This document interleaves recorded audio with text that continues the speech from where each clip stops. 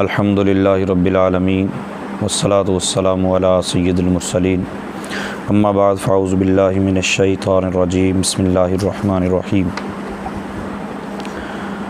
سلسلہ انوار قرآن کے یہ تیسری نشست میں ہم حاضر ہیں۔ تراویح کے اندر جو پارہ ہم سماعت کرتے ہیں اس کی چیدہ باتیں آپ کے سامنے رکھی جاتی ہیں۔ آج تیسرے پارے کا خلاصہ ہے۔ سورہ بقرہ کی آیت نمبر 259 کے اندر اللہ تعالیٰ نے ارشاد فرمایا او کالذی مر علی قریۃ وہی خاویۃ علی عروشها قال انا یحیی ہذہ اللہ بعد موتها، کہ یا اس کی طرح جو گزرا ایک بستی پر جو گری پڑی تھی اپنی چھتوں پر، تو وہ بولے اسے کیسے زندہ کرے گا اللہ تعالیٰ اس کی موت کے بعد۔ فَأَمَاتَهُ اللَّهُ مِئَةَ عَامٍ ثُمَّ بَعَثَهُ، تو اللہ تعالیٰ نے اسے 100 سال تک اسے مردہ رکھا، پھر اسے زندہ کیا اور اس سے پوچھا قَالَ كَمْ لَبِثْتَ، کتنی دیر ٹھہرے ہیں آپ یہاں پر؟ تو قَالَ لَبِثْتُ يَوْمًا أَوْ بَعْدَ يَوْمٍ، وہ بولے کہ ایک دن یا آدھا دن۔ قَالَ بَلْ لَبِثْتَ مِئَةَ عَامٍ، اللہ تعالیٰ نے فرمایا آپ 100 سال تک ٹھہرے ہیں۔ فَانظُرْ إِلَىٰ طَعَامِكَ وَشَرَابِكَ، تو اپنا کھانا اور پانی دیکھ، اب تک اس میں بدبو نہیں پیدا ہوئی، لم یتسنہ، وہ خراب نہیں ہوا۔ وَانظُرْ إِلَىٰ حِمَارِكَ، اور اپنے گدھے کی طرف دیکھیے، اس کی ہڈیاں بھی سلامت نہیں رہیں۔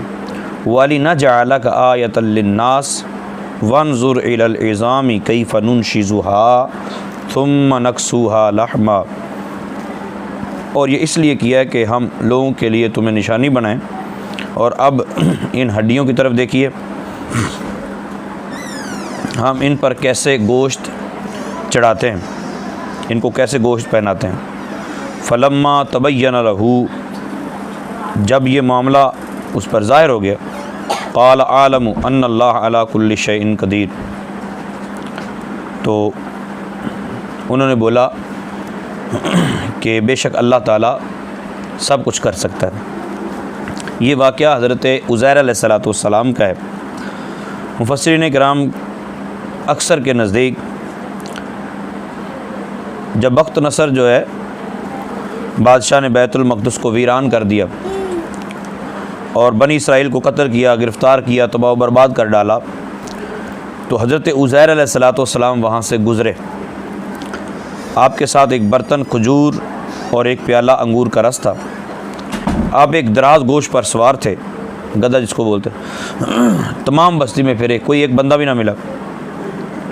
بستی کی عبارتوں کو منہدم دیکھا، گرا ہوا دیکھا، تو آپ نے براہ تعجب کہا، حیرت سے، کیا کہتے ہیں، انا یحیی ہذہ اللہ بعد موتها، اسے اللہ تعالیٰ کیسے زندہ کرے گا؟ یہ آپ کے دل میں خیال آیا، تو آپ نے اپنی سواری کو وہاں باندھا اور آرام فرمانے لگے۔ اسی حالت میں آپ کی روح قبض کر لی گئی۔ جب آپ کی وفات کو 100 برس ہو گئے، اب اس دوران ہوا کیا کہ گدھا بھی فوت ہو گیا۔ صبح کے وقت کا یہ واقعہ ہے۔ اسے 70 برس بعد اللہ تعالیٰ نے فارس کے بادشاہوں میں سے ایک بادشاہ کو مسلط کیا، وہ اپنی فوجیں لے کر بیت المقدس پہنچا اور اس کو پہلے سے بھی بہتر طریقے پر آباد کر دیا۔ بنی اسرائیل میں جو لوگ باقی تھے ان کو پھر وہ وہاں لایا اور ان کو یہاں آباد کیا۔ وہ بیت المقدس کے ارد گرد اور انہوں نے بستیاں بنائیں اور وہ بڑھتے چلے گئے۔ اور اللہ تعالیٰ نے حضرت عزیر علیہ السلام کو لوگوں کی نگاہ سے پوشیدہ رکھا۔ جب آپ کی وفات کو 100 برس ہو گئے تو اللہ تعالیٰ نے آپ کو زندہ کیا۔ سب سے پہلے آپ کی آنکھوں میں جان آئی، اور ابھی تک تمام جسم مردہ تھا وہ آپ کے دیکھتے دیکھتے زندہ ہو گیا، یعنی اپنے آپ نے اپنے آپ کو بھی زندہ ہوتے دیکھا۔ یہ واقعہ شام کے وقت غروب آفتاب کے قریب ہوا۔ اللہ تعالیٰ نے پوچھا تم یہاں کتنی دیر ٹھہرے؟ تو آپ نے اندازہ کیا کہ 1 دن یا اس سے کچھ کم۔ آپ کا خیال تھا کہ صبح سویا تھا تو شام ہوئی ہے۔ فرمایا نہیں، تم 100 برس تک یہاں ٹھہرے ہو۔ دیکھو کھجور اور انگور کا پانی اسی طرح موجود ہے، اور گدھے کو دیکھیے وہ آپ کے سامنے کہ وہ مرا پڑا ہے، گل گیا ہے، اعضاء بکھر گئے ہیں اس کے، اور ہڈیاں سفید ہو گئیں، چمک رہی۔ اللہ اکبر۔ پھر آپ کی آنکھوں کے سامنے ہڈیاں اکٹھی ہوئیں، ہڈیوں پر گوشت چڑھا، گوشت پر کھال آئی، بال نکلے، پھر اس میں روح پھونکی اور وہ کھڑا ہو کر آواز کرنے لگا۔ آپ نے اللہ تعالیٰ کی قدرت کا مشاہدہ کیا اور فرمایا میں خوب جانتا ہوں کہ اللہ تعالیٰ ہر شے پر قادر ہے۔ پھر آپ اپنی سواری پر سوار ہو کر اپنے محلے میں تشریف لائے۔ سر اقدس اور ریش مبارک کے بال سفید تھے اور عمر وہی 40 سال۔ آپ کو نہ کوئی پہچانتا تھا۔ اندازے سے اس مکان پر پہنچے، ایک ضعیف بڑھیا ملی جس کے پاؤں رہ گئے تھے اور وہ نبینا ہو گئی تھی۔ وہ آپ کے گھر کی باندھی تھی۔ اس نے آپ کو دیکھا، آپ کو مطلب پہلے جانتی تھی، دیکھا ہوا تھا۔ آپ نے اسے دریافت کیا یہ عزیر کا مکان ہے؟ اس نے کہا ہاں۔ تو اس نے کہا عزیر کہاں ہے؟ انہوں نے کہا وہ تو 100 برس پہلے گم ہو گئے تھے۔ اور یہ کہہ کر وہ خوب روئی۔ آپ نے فرمایا میں عزیر ہوں، تم رونا۔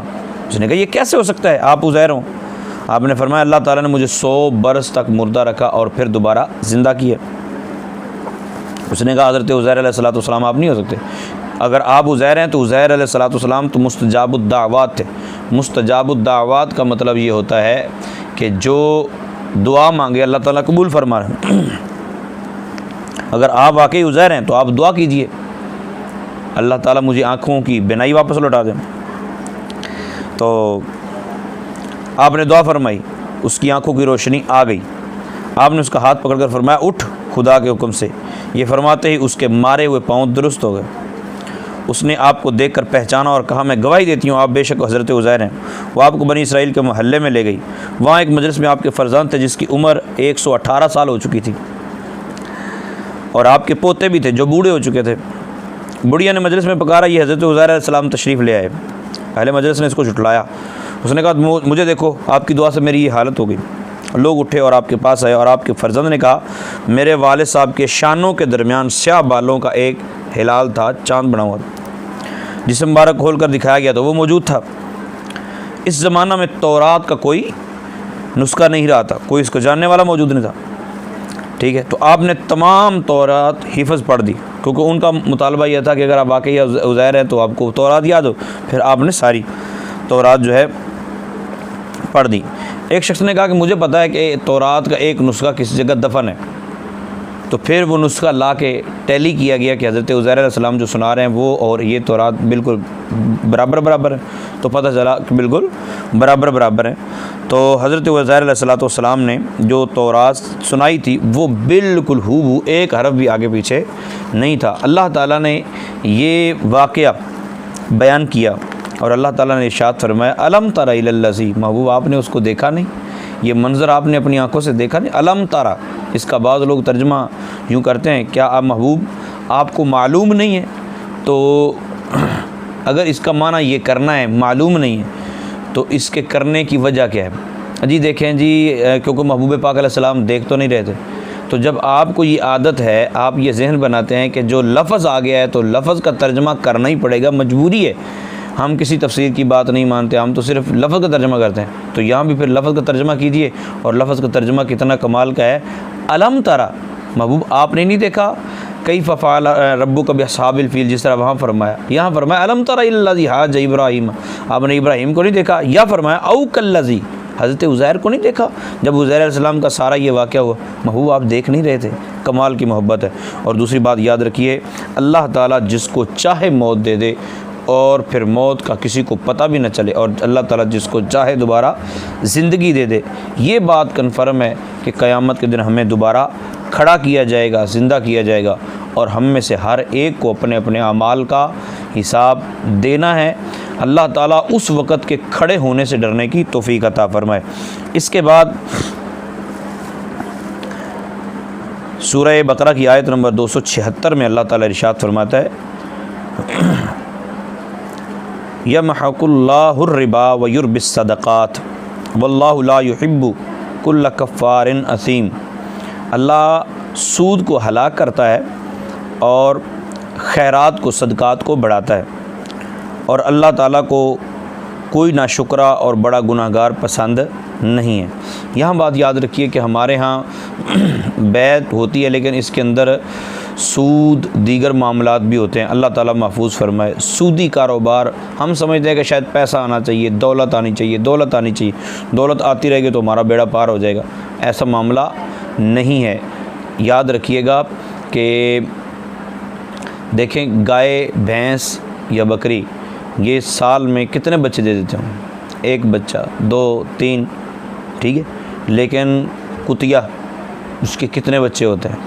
मगर आपको हैरत होगी कि मंगल और बुध के अलावा, पाकिस्तान में ये नागा होता है, इसके अलावा रोज़ाना जानवर ज़बह होते हैं। कुर्बानी पे हज़ारों नहीं लाखों जानवर ज़बह होते हैं, लेकिन इसके बावजूद आपको गुरो हमारे यहाँ सिर्फ़ और सिर्फ जानवरों के नज़र आएंगे, भेड़ बकरियों के नज़र आएंगे, गाय के नज़र आएंगे, भैंस के नज़र आएंगे, कभी कुतिया के गुरो दर गुरो नज़र नहीं आएंगे। असल मामला बुज़ुर्ग फरमाते हैं कि हम समझते हैं कसरत होनी चाहिए, कसरत नहीं होनी चाहिए बल्कि बरकत होनी चाहिए। तो आप बरकत की दुआ कीजिए, थोड़ा कमा लीजिए लेकिन बरकत वाला हो। सूद से पैसे कमाना, सूदी कारोबार करना, उससे पैसे इकट्ठे करना, ये कतई दुरुस्त नहीं है। अल्लाह ताला उसको हलाक करता है। अब ये कैसी बात है कि हम सूदी कारोबार भी करें और फिर अल्लाह से दुआ करें मौला करीम इसकी हिफाजत फरमा, और सदक़ात व खैरात से हमारी जान जाए और हम समझे कि इससे कम होता है रिज़्क़। अल्लाह ताला महफूज फरमाए, ऐसा नहीं है, बल्कि हमें अल्लाह ताला के रास्ते में ख़र्च करने की अल्लाह ताला तौफ़ीक़ अता फरमाए। अच्छा, एक बात और भी है कि सूद पे किसी को पैसे दिए थे, अब पैसे वापस ले रहे हैं, तो कितने पैसे वापस लिए जाएँ? देखिए, जो आपके अपने गए हुए थे वो आप वापस ले लीजिए और सूद को छोड़ दीजिए, बिल्कुल ख़त्म कर दीजिए। या अय्युहल्लज़ीना आमनुत्तक़ुल्लाह वज़रू मा बक़िया मिनर रिबा, ऐ ईमान वालो अल्लाह ताला से डरो और जो सूद बाकी रह गया वो छोड़ दो अगर तुम मुसलमान हो। ये आयत नंबर 278 है। और इसके बाद सूरह आले इमरान, ये जो मैंने पहले आयत पेश की, इसके बाद सूरह आले इमरान है, आयत नंबर 81 है। और इसके अंदर अल्लाह ताला ने बहुत ही कमाल की बात हमारे लिए तो है।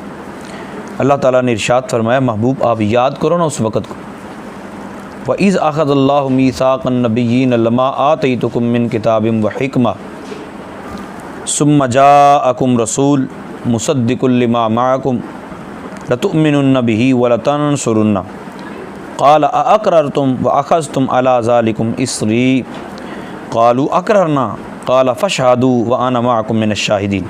अच्छा, ये कुरान पाक की ये जो आयत नंबर 81 है और फिर इसके बाद 82 है, इसको आप ठंडे दिमाग से बैठ के जब भी इसका मुताला करेंगे तो आपको ये पता चलेगा कि कुरान करीम के अंदर अल्लाह ताला ने एक ऐसी महफ़िल का, एक ऐसे जलसे का, एक ऐसी मजलिस का ज़िक्र किया है जिसके अंदर रसूल पाक सल्लल्लाहु ताला अलैहि वसल्लम सदर महफ़िल थे और अल्लाह ताला ने अंबिया किराम से वादा लिया। वादा किया था कि जब अल्लाह ताला ने वादा लिया, पुख्ता वादा, कि ए नबियों मैं तुम्हें किताब व हिकमत दे दूँ, लोग तुम्हारा कलिमा पढ़ने लगें, लोग तुम्हारी बातें मानने लगें, तुम वाज़ नसीहत कर रहे हो, तुम सारे मामलात लेके चल रहे हो, सुम्मा जाअकुम रसूल, फिर रसूल आ जाए, मुसद्दिक़ुल लिमा मअकुम, वो रसूल आके तुम्हारे पास वाली किताब की तस्दीक कर दे। अगर वो तस्दीक कर दे तो होगा क्या? रब ताला ने फरमाया, लतुअ्मिनुन्न बिही व लतंसुरुन्ना, तुमने अपना कलिमा भी छोड़ देना है, अपने दावत भी छोड़ देनी है, बस मेरे इस रसूल की इताअत करनी है, इसका कलिमा पढ़ना है और इसकी मदद करनी है। अच्छा, पहली बात तो यह है कि गैरुल्लाह से मदद मांगना जायज़ है। जो अल्लाह ताला ये फरमा रहा है कि ए मेरे गुरोह अंबिया तुमने मदद करनी, अंबिया सारे कहते हैं मौला की मदद तो सिर्फ़ तेरे से मांगनी है हमने भी, तो तू खुद कर लेना। ऐसा तो नहीं है कि तू खुद नहीं कर सकता। तो असल बात यह है कि अल्लाह ताला ही मददगार है, लेकिन अल्लाह ताला की अता से उसके बंदे भी मददगार हैं, और किसी गैरुल्लाह से अल्लाह ताला की अता से मदद ادا کرنے والا سمجھنا اور پھر اس سے مدد مانگنا، یہ بالکل قرآن کے مطابق ہے۔ اللہ تعالیٰ نے فرمایا تم نے سب نے اپنی باتیں ساری چھوڑ دینی، بس میرے رسول کا کلمہ پڑھ۔ تو اب اس میں ایک بڑی انٹرسٹنگ بات ہے، وہ یہ ہے کہ اس میں کہیں یہ نہیں ہے کہ ثم جاءکم محمد مصدق لما معکم، یا اللہ تعالیٰ نے یہ فرمایا ثم جاءکم احمد مصدق لما معکم، محبوب کا نام نہیں ہے۔ تو کم و بیش 1,24,000 جو انبیاء کرام وہاں موجود تھے جن سے اللہ تعالیٰ وعدہ لے رہا تھا، رسول بھی موجود، تو ان میں سے کسی ایک نے بھی نہیں پوچھا کہ مولا کریم یہ کس رسول کی بات ہو رہی۔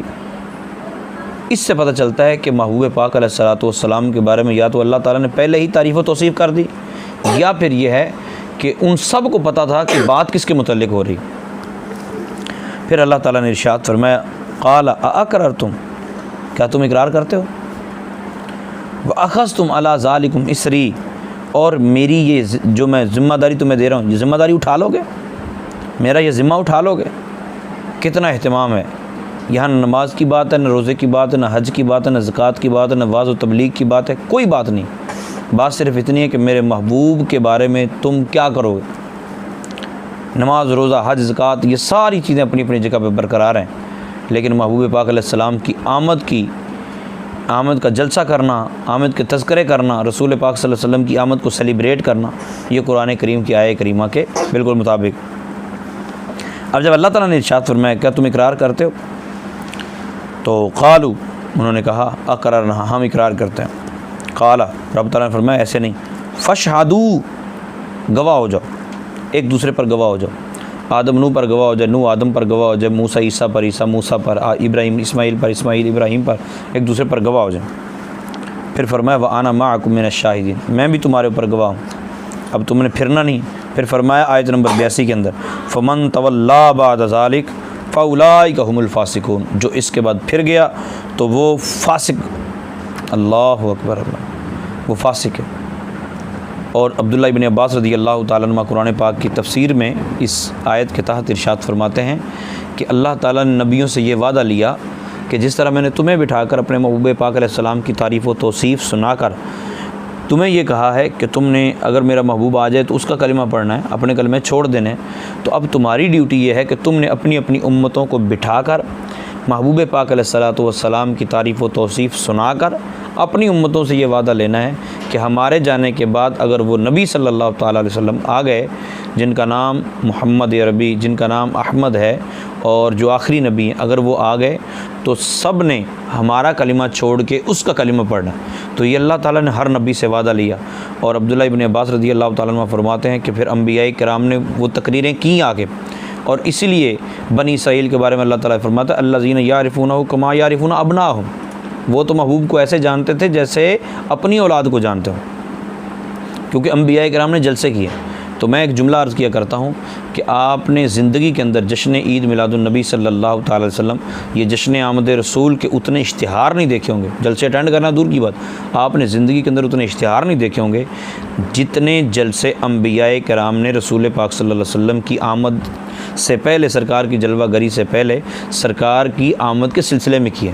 یہی وجہ تھی کہ یہودیوں کو یہ بھی پتہ تھا فلاں تارہ ٹوٹے گا تو آخری نبی پیدا ہو جائے گا، فلاں علاقے میں آخری نبی پیدا، اس کی یہ شان، اس کی یہ شان، اس کا یہ مقام، اس کے والد کا یہ نا، اس کے جناب یہ نشانیاں، یہ علامتیں۔ اللہ تعالیٰ ہمیں نبی پاک صلی اللہ تعالیٰ علیہ وآلہ وسلم کی اطاعت و فرما برداری کرنے کی توفیق عطا فرمائے، آمین بجاہ النبی الامین۔